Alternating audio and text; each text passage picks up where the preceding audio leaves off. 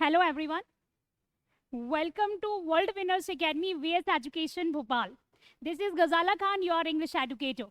So guys, today we are going to discuss about that as you already guys know about कि like vacancy जो है वो launch हो चुकी है पटवारी की. तो पटवारी के सिलेबस को आज हम यहाँ पे डिस्कस करने वाले हैं कि जैसे कि आपको पता है कि भाई पटवारी में इस बार इंग्लिश भी आ रहा है. ठीक है, इंग्लिश एक ऐसा सब्जेक्ट है जिससे हमेशा से आप डरते हैं बट वो पीछा नहीं छोड़ेगा आपका कहीं. ठीक है, तो पटवारी में भी वो आ गया है. तो इंग्लिश के बारे में सबसे पहले आज हम डिस्कस करने वाले हैं इसके सिलेबस को कि आपका इंग्लिश में क्या क्या सिलेबस होता है और आपको किस तरीके से इसकी प्रिपरेशन करनी है, हमारी क्या स्ट्रैटेजीज होंगी इंग्लिश को करने की या इंग्लिश को पढ़ने की. ठीक है, सबसे पहले तो बिल्कुल भी डरना और घबराना नहीं है क्योंकि इंग्लिश का जो लेवल होता है आपके पटवारी का वो बहुत ज़्यादा डिफिकल्ट नहीं होता है ना. बहुत ही, अगर आप लोगों ने ऐसे व्यापम के ऑलरेडी एग्जाम्स दिए हुए हैं तो you already aware with the syllabus की उसमें बहुत ज़्यादा सिंपली फॉर्मेट्स में आपकी इंग्लिश पूछी जाती है. ठीक है, तो आज सबसे पहले हम डिस्कस करेंगे कि पटवारी में कौन कौन से टॉपिक्स आपके लिए इंपॉर्टेंट होंगे, उन टॉपिक्स को करने की हमारी स्ट्रैटेजी क्या रहेगी और हम वर्ल्ड विनर्स एकेडमी से आके एजुकेटर्स आपकी क्या हेल्प कर सकते हैं इसको क्वालिफाई करने में और आपको उसमें स्कोरिंग कराने में. ठीक है, तो ये पहले इंपॉर्टेंट चीज़ ये है कि हम सबसे पहले डिस्कस करेंगे आपके साथ सिलेबस का. उसके बाद हम यहाँ पे कुछ चीज़ें जो हैं आपके साथ और भी डिस्कस करेंगे इससे रिलेटेड. ठीक है, तो सबसे पहले इंपॉर्टेंट चीज़ ये है कि भाई पैटर्न क्या होता है आपके इंग्लिश का. ठीक है, इंग्लिश किस पार्ट्स में आती है और क्या क्या चीज़ें हैं जिनको आपको स्पेशली टारगेट करनी है इंग्लिश के लिए. तो सबसे पहले अगर मैं बात करूँ इंग्लिश की, तो इंग्लिश में आप सभी बहुत अच्छे से जानते हैं कि 3 इंपॉर्टेंट पार्ट्स होते हैं इसमें. एक पार्ट आपका होता है इंपॉर्टेंट जिसे हम बोलते हैं पार्ट ऑफ ग्रामर. एक आपका पार्ट होता है जिसे हम बोलते हैं part of comprehension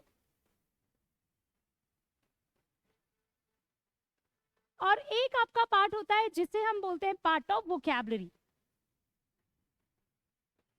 I am not particular talking about Patwari but हम किसी भी इंग्लिश के कोई भी ऐसे एग्जाम की बात करें जिसमें इंग्लिश पूछी जाती है तो ये 3 स्पेशल पार्ट्स उसमें होते हैं. एक आपका होता है ग्रामर, दूसरा होता है कॉम्प्रिहेंशन और तीसरा होता है वोकैबुलरी. ठीक है, बट हाँ सारे ही एग्जाम्स में इनका वेटेज अलग अलग होता है. ठीक है, कि किसी में ग्रामर का पोर्शन ज़्यादा आता है, किसी में कॉम्प्रिहेंशन का पोर्शन ज़्यादा आता है, किसी में आपका वोकैबुलरी का पोर्शन ज़्यादा आता है. But as we all know कि हम अगर इंग्लिश किसी में आती है तो हम सिर्फ एक ही चीज़ की प्रिपरेशन करते हैं, वो होती है ग्रामर. सिर्फ ग्रामर के रूल्स को हम रटने लगते हैं जबकि हमें पता ही नहीं है कि उसका वेटेज है कितना जिस एग्जाम की पर्टिकुलर एग्जाम की आप प्रिपरेशन कर रहे हो उसमें. तो सबसे पहले मैं आपको बता दूं कि हाँ यहाँ पर अगर मैं बात करूं आपके पटवारी में तो इसमें आपका ग्रामर का वेटेज एक्चुअल में अच्छा खासा होगा. ठीक है, आपको जैसे कि पता है कि इंग्लिश आपको कितने मार्क्स की आने वाली है, 25 मार्क्स की इंग्लिश आपको आने वाली है. ठीक है, तो 25 मार्क्स की इंग्लिश में से लगभग 10 to 12 मार्क्स का जो आपका पार्ट होगा वो ग्रामर का ही होगा. ठीक है, अब ग्रामर एक बहुत ब्रॉड पार्ट है ना, मतलब मैंने बोल दिया ग्रामर, इससे क्वेश्चंस आएंगे. अब कोई भी पूरी ग्रामर तो पढ़ नहीं सकता तो उसमें भी कुछ सिलेक्टिव पार्ट्स और टॉपिक्स होते हैं जिनके बारे में हमें डिस्कशन करने है कि ये चीज़ें हैं जो ज़्यादा इंपॉर्टेंट हैं जिन पे हमें बात करनी है. ठीक है, और दूसरा है आपका कॉम्प्रिहेंशन. कॉम्प्रिहेंशन में ऑब्वियसली आपको 3 चीज़ें आती हैं. एक तो आपका आता है para jumble. Do you know the meaning of para jumble? Where the paragraph is given and it is given into a jumbled form. जहाँ पर एक पैराग्राफ दिया गया है और वो पैराग्राफ आपका जंबल्ड फॉर्म में दिया गया है. जंबल्ड फॉर्म मतलब क्या कि वो अरेंज नहीं है, ऊपर नीचे करके वो फॉर्म्स दिए हैं और आपको उसे अरेंज करना है कि कौन सा स्टेटमेंट फर्स्ट होगा, कौन सा सेकंड होगा, कौन सा थर्ड होगा. तो ये सारी चीज़ें आपको इसमें सीखनी है. तो ये एक आपका पार्ट हो गया पैरा जंबल का जो कि PQRS के फॉर्मेट में आता है. PQRS का फॉर्मेट आपने पहले भी सॉल्व किए होंगे मे बी क्योंकि SI के जो पेपर है उसमें भी वही फॉर्मेट आता है. बाकी नहीं किया तो हम यहाँ पर क्लास में सारी चीज़ें करेंगे. दूसरा है आपका कॉम्प्रिहेंशन के पार्ट में पैरा जंबल के अलावा आपका एक पार्ट और है जिसे हम बोलते हैं पैसेज. बहुत ज़्यादा हार्ड एंड फास्ट चीज़ नहीं है पैसेज, मतलब एक ऐसा फैमिलियर टॉपिक है जो आपने हमेशा से पढ़ा है. अगर आप स्कूल में आपने जब एजुकेशन ली है स्कूल में तो ऑब्वियसली आप इंग्लिश मीडियम के स्टूडेंट हो या हिंदी मीडियम के स्टूडेंट हो, but you all know about the passage. ठीक है, पैराग्राफ क्या होता है, जहां पर एक पैराग्राफ दिया होता है, उसके ऊपर कुछ क्वेश्चंस पूछे गए होते हैं। ठीक है, तो आपको पैराग्राफ्स को पढ़ के, क्वेश्चंस को पढ़ के उनके आंसर्स देने होते हैं, तो दैट इज कॉल्ड पैसेज, जो कि आपको यहाँ पर भी आता है और काफी इंपॉर्टेंट पार्ट होता है आपका, है ना। मतलब यहाँ से आप इजीली 4 to 5 नंबर्स को इनटेक कर सकते हो।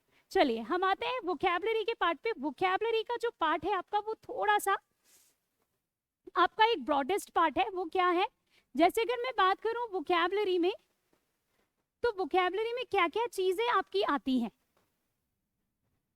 वोकैबुलरी में कौन कौन सी चीजें हैं जो आपके लिए एग्जाम में पूछे जाती हैं, मतलब आपके पटवारी के एग्जाम में पूछी जाती हैं या पूछी जा सकती हैं। तो पहला है आपका पार्ट जिसे हम बोलते हैं सिनोनिम्स एंड एंटोनिम्स। ये आपका पहला पार्ट है जो पटवारी के एग्जाम में आपको जरूर पूछा जाएगा वोकैबुलरी में।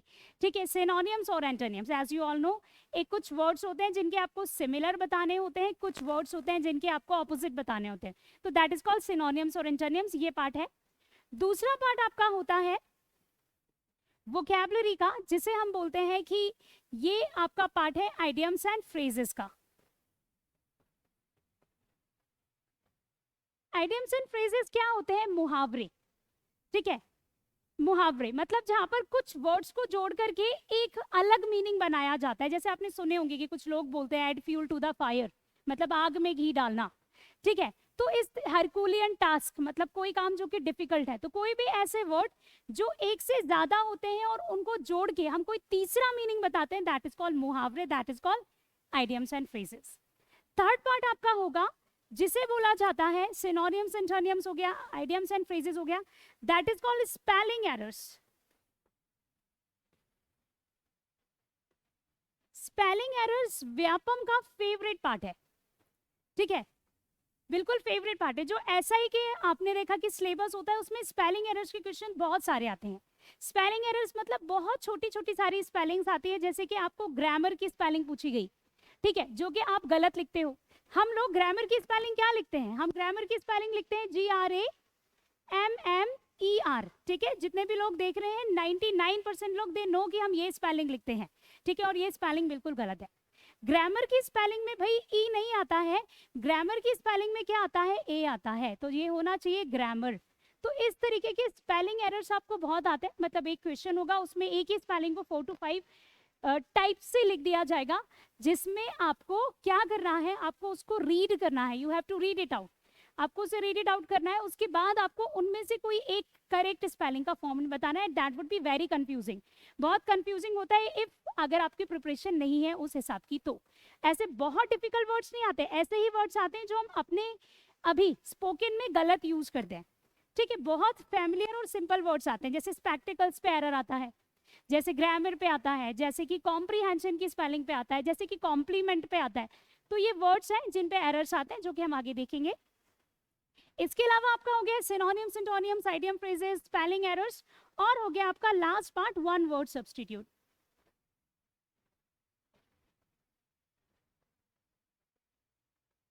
वन वर्ड सब्स्टिट्यूट मतलब क्या होता है, जहां पर आपको एक लाइन दी गई है, ठीक है, आपको एक स्टेटमेंट दिया गया है और आपको उस स्टेटमेंट को एक वर्ड में डिफाइन करना है।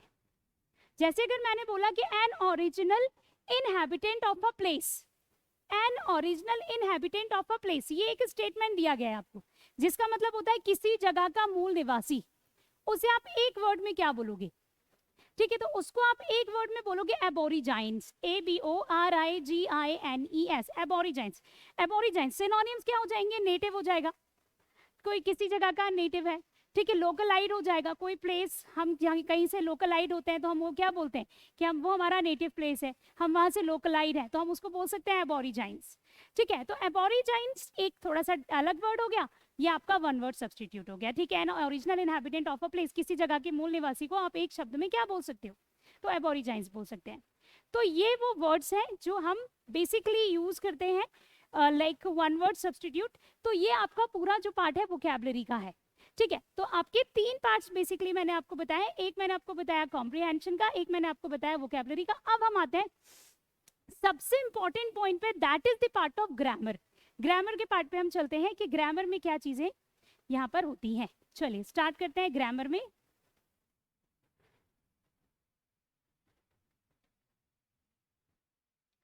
ग्रामर पटवारी का एक सबसे ब्रॉडेस्ट पार्ट है, मतलब एक ऐसा पार्ट है जहां से नंबर ऑफ क्वेश्चन ज्यादा पूछे जाएंगे, है ना, क्योंकि grammar obviously you all know about it कि भाई ग्रामर जो है एक ऐसा पोर्शन है जो डायरेक्टली नहीं भी आता तो इनडायरेक्टली हर जगह आ जाता है। ठीक है, मतलब फिल इन दी ब्लैंक्स है तो उसमें भी ग्रामर लगेगी। ठीक है, अगर आपका जो लाइक वर्ड स्वैपिंग है तो उसमें भी ग्रामर लगेगी। ठीक है, तो अगर आप उसको रीड कर रहे हो, रीडिंग कर रहे हो तो उसमें भी ग्रामर लगेगी। इवन सिनोनिम्स एंटोनिम्स सॉल्व कर रहे हो तो भी ग्रामर लगेगी। तो ये सारी चीजें जो हैं आपके लिए ग्रामर से लिंक्ड है, कनेक्ट है, तो ग्रामर को हम स्किप नहीं कर सकते। हाँ, लेकिन हम वो कर सकते हैं कि ग्रामर में से हम कुछ पोर्शन निकाल लें कि अगर हम इतना पोर्शन बहुत अच्छे से कर लेते हैं तो आपका जो पेपर है उसमें ना कि क्वालिफाई हो जाएगा बल्कि बहुत अच्छा स्कोर भी हम कर सकते हैं। ठीक है, तो हम कुछ पर्टिकुलर उन टॉपिक्स पे यहाँ पर बात करने वाले हैं। वो कौन सा टॉपिक है? पहला टॉपिक है वो आपका जिसे हम बोलते हैं कि the topic of verbs. Topic of verbs मतलब ये वर्ब का टॉपिक आपका ऐसा है जिससे रिलेटेड हम काफी सारे क्वेश्चंस को सॉल्व कर सकते हैं। ठीक है, क्योंकि वर्ब एक ऐसा पार्ट है जहां से डेफिनेटली आपको क्वेश्चंस पूछे जाएंगे। ठीक है, वर्ब क्या होती है आपने हमेशा से पढ़ी है लेकिन याद नहीं रहती, वो बात अलग है। वर्ब्स क्या है? जहां पर एक कोई वर्ड है जो सेंटेंस में एक्शन बता रहा है, एक्शन बता रहे, जैसे कि मैं खड़ी हूं, मेरा खड़ा होना, स्टैंड, ये एक एक्शन है। मैं बात कर रही हूं, मेरा बोलना, ये एक एक्शन है। आप मुझे सुन रहे हैं, लिसन, ये एक एक्शन है। तो आना जाना, उठना बैठना, खाना पीना, रहना, एनीथिंग, पढ़ना, ये सारी जो चीजें हैं ये एक्शन है। और जो भी एक्शंस होते हैं उन्हें हम कहते हैं कि ये क्या है? ये वर्ब्स है। तो वर्ब बहुत ही सिंपल लैंग्वेज में और बेसिक से हम यहाँ पर डिस्कस करेंगे, क्योंकि भाई वर्ब के बेसिक से आपको बहुत सारे क्वेश्चंस आते हैं। तो बेसिक में हम एवरीथिंग वी विल डिस्कस कि भाई what is the use of is, am, are, what is the use of was, were, what is the use of has, have, had, everything we will discuss in our class. हमारी class में हम सारी चीजें discuss करेंगे कि B की forms का क्या रोल है, हैव की फॉर्म का क्या रोल है, डू की फॉर्म का क्या रोल है। तो ये सारी चीजें जो है आपके लिए काफी इंपॉर्टेंट होने वाली है और काफी फ्रूटफुल भी होने वाली है ना, बेनिफिशियल है, क्योंकि इनसे क्वेश्चंस बिल्कुल पूछे जाते हैं। दूसरा टॉपिक आपका क्या है? जब आपने वर्ब्स का बेसिक अच्छे से पढ़ लिया है, आपने पढ़ लिया है कि भाई आपको पता चल गया कि ये सिंगुलर वर्ब है, आपको पता चल गया ये प्लूरल वर्ब है, आपको पता चल गया कि इज के बाद कौन सी मेन वर्ब आएगी, आपको पता चल गया हैव के बाद कौन सी मेन वर्ब आएगी, तो फिर आपको नेक्स्ट टॉपिक पे उतरना है और वो नेक्स्ट टॉपिक आपका होगा subject verb and agreement. Subject verb and agreement, ये होगा subject verb and agreement. Subject verb and agreement क्या होता है बच्चों? सब्जेक्ट वर्ब एंड एग्रीमेंट वो होता है जहां पे हम ये सीखते हैं कि सेंटेंस में सब्जेक्ट क्या है, सेंटेंस में क्या है, सब्जेक्ट क्या है। हमें क्या लगता है? हमें ये लगता है कि जो वर्ड वर्ब के पहले लिखा है वो सब्जेक्ट है, बट एक्चुअल में ऐसा तो बिल्कुल भी नहीं है। जरूरी नहीं है कि हर वो वर्ड जो जस्ट वर्ब के पहले लिखा हो वो सब्जेक्ट हो, है ना। वर्ब के पहले लिखा हुआ वर्ड हो सकता है कि सब्जेक्ट हो, लेकिन वर्ब उससे एग्री करे ये नहीं हो सकता, है ना। तो हम यहाँ पर ये देखेंगे कि सब्जेक्ट क्या होता है और वर्ब किससे एग्री करेगी, वर्ब किससे एग्री करेगी।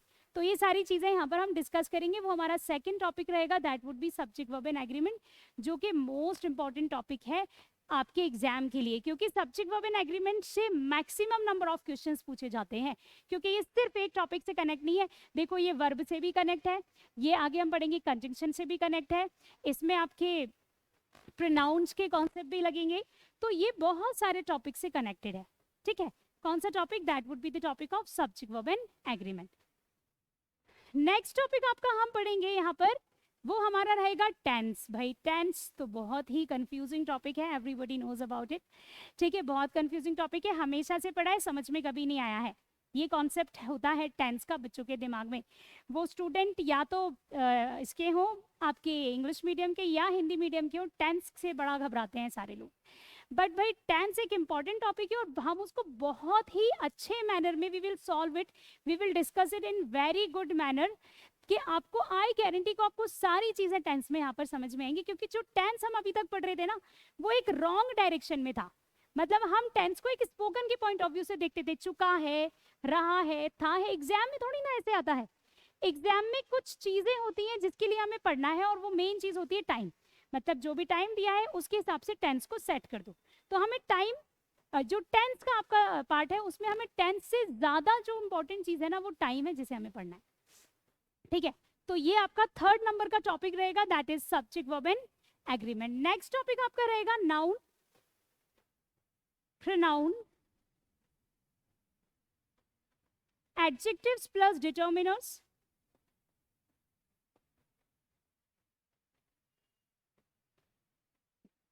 पहले हम इतने वर्ड्स पे बात करते हैं। नाउन से आपको डायरेक्टली क्वेश्चंस नहीं आते हैं, ठीक है, डायरेक्टली क्वेश्चंस नहीं आते हैं। मतलब ऐसा कोई बहुत इंपॉर्टेंट पार्ट नहीं है कि नाउन से क्वेश्चन देना ही देना है। हो सकता है कि नाउन से क्वेश्चन डायरेक्टली आ जाए, हो भी सकता है कि ना आए, लेकिन वर्ब से, सब्जेक्ट वर्ब एग्रीमेंट से, टेंस से क्वेश्चन जरूर आता है। पर हमें पढ़ना सब है, ठीक है। लेकिन जहां से मुझे लगता है कि यहाँ से क्वेश्चन आ सकता है, तो हम नाउन के वो वाले पार्ट्स पहले कर लेंगे, ठीक है। प्रोनाउंस जो है आपका, प्रोनाउंस मतलब एज यू ऑल नो, ही है, शी है, इट है, आई है, यू है, वी है, ये सारे वर्ड जो है आपके प्रोनाउंस है। तो प्रोनाउंस से रिलेटेड क्वेश्चन डेफिनेटली आते हैं एग्जाम में, एज यू नो, ठीक है। तो हम थोड़ा बहुत इन पे बात कर लेंगे। इनके सीक्वेंस से रिलेटेड क्वेश्चन आते हैं कि कौन सा सीक्वेंस क्या होना चाहिए, ये सारी चीजें। फिर है आपका एडजेक्टिव्स।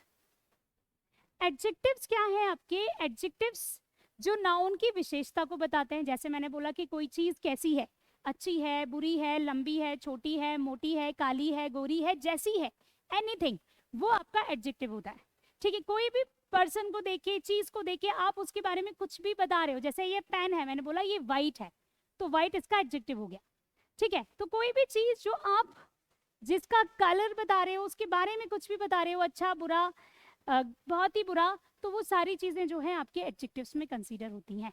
तो ये हो गया आपका एक एडजेक्टिव का पार्ट, ठीक है। एक पार्ट इसमें और है डिटरमिनर्स, जो कि मैंने बताया है शायद पहले भी कि ये बिल्कुल व्यापम का फेवरेट टॉपिक है। क्यों फेवरेट टॉपिक है? डिटरमिनर्स क्या होते हैं? जैसे सम डिटरमिनर है, जैसे एनी डिटरमिनर है, जैसे कि मच डिटरमिनर है। ये भी नाउन को क्वालिटी, नाउन के पहले आते हैं, लेकिन ये क्वालिटी नहीं बताते हैं, क्वांटिटी बताते हैं। मैंने बोला कि there is much oil in the container, container में थोड़ा क्या है, ऑयल है, तो मच ऑयल, तो ऑयल नाउन हो गया। मच क्या कर रहे हैं, बता रहे कि इसमें ऑयल है, बहुत ऑयल है, तो मच जो है वो उसकी क्वांटिटी बता रहे हैं। तो दो टाइप के एडजेक्टिव्स होते हैं, एक होता है क्वालिटी बताता है, एक होता है क्वांटिटी बताता है। तो जो डिटरमिनर्स है ना, ये क्वांटिटी बताता है। जैसे मैंने आपसे बोला कि I have 2 friends, I have 2 friends, मेरे 2 दोस्त हैं। आई हैव 2 फ्रेंड्स, मेरे 2 दोस्त हैं। तो फ्रेंड्स के पहले क्या लगाया मैंने? 2 लगाया। 2 क्या है? 2 नाउन है। आई हैव 2 फ्रेंड्स, मेरे 2 दोस्त है, तो सॉरी नाउन नहीं है, एडजेक्टिव है, डिटरमिनर है। ये क्वांटिटी बता रहे हैं कि मेरे जो दोस्त हैं वो कितने हैं, क्वांटिटी में 2 हैं। तो जिसमें देखो कोई नाउन की क्वालिटी बताए कि वो नाउन कैसा है, अच्छा है, बुरा है, जैसा भी है, वो क्वालिटी होती है। कुछ वर्ड्स होते हैं जो क्वांटिटी बताते हैं कि 2 है, 4 है, 5 है, बहुत है, थोड़ा है, कुछ है, तो वो डिटर्मिनर्स होते हैं, ठीक है। यहां तक हो गया। डिटर्मिनर्स के बाद हमारा नेक्स्ट टॉपिक रहेगा, that is the topic of articles. क्या रहेगा? आर्टिकल्स रहेगा। आर्टिकल्स के बारे में एवरीबॉडी नोज। भाई आर्टिकल्स क्या होते हैं? आर्टिकल ए होता है, आर्टिकल एन होता है, और आर्टिकल दा होता है। ये 3 जो है आपके आर्टिकल होते हैं आपकी फैमिली ऑफ आर्टिकल्स में। ये 3 मेंबर्स होते हैं, और ये तीनों मेंबर बड़ा परेशान करते हैं, है ना। मतलब इनसे रिलेटेड काफी क्वेश्चंस आते हैं, नंबर ऑफ क्वेश्चंस खूब सारे पूछे जाते हैं, और ये आपको काम भी आते हैं, मतलब एग्जाम में पूछे जाते हैं, और अच्छे लेवल पे पूछे जाते हैं, ठीक है। और बहुत सारे क्वेश्चंस आते हैं आर्टिकल से। तो आर्टिकल्स का आपका टॉपिक बहुत इंपॉर्टेंट है, जिसको हमें काफी डिटेल में करना है। जो टॉपिक्स हमारे इंपॉर्टेंट है और रेलिवेंट है एक दूसरे से, तो वो टॉपिक्स हम पहले डिस्कस करेंगे।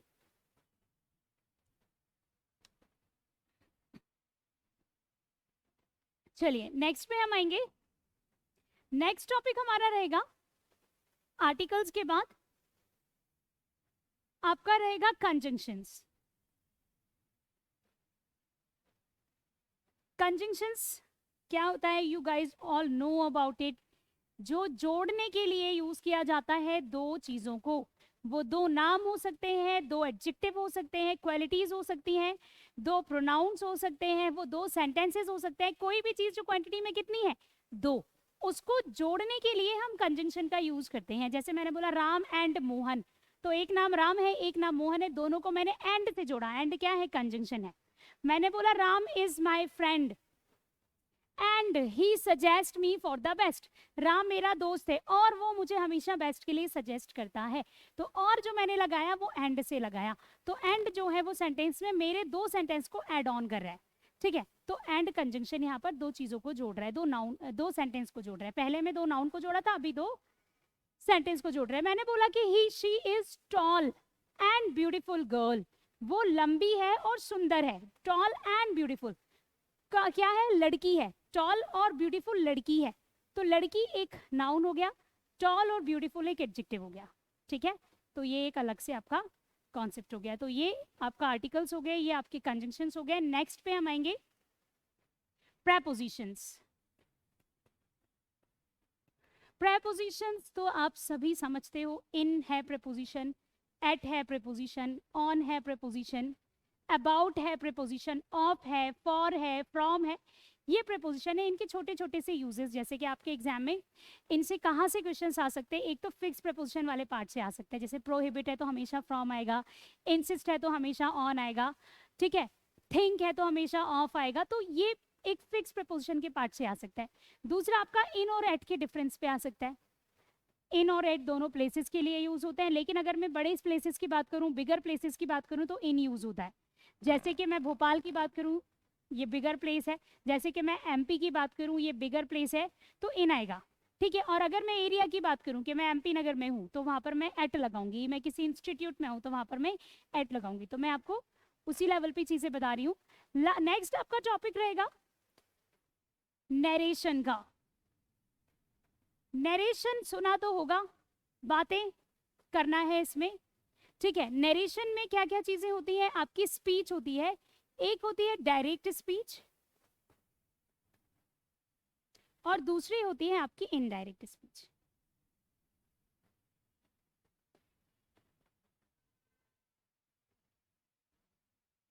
एक होती है आपकी डायरेक्ट स्पीच और एक होती है आपकी इनडायरेक्ट स्पीच।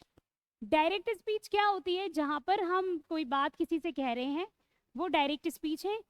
इनडायरेक्ट स्पीच क्या होती है कि हम हमारी कही हुई बात को कोई किसी और को डिलीवर करेगा, वो इनडायरेक्ट स्पीच होती है, ठीक है। ये सारी चीजें क्या है, बातों पर, कन्वर्सेशन पर बेस्ड होती है, बहुत सिंपल टॉपिक है, हम इसको आगे कंटिन्यू करेंगे।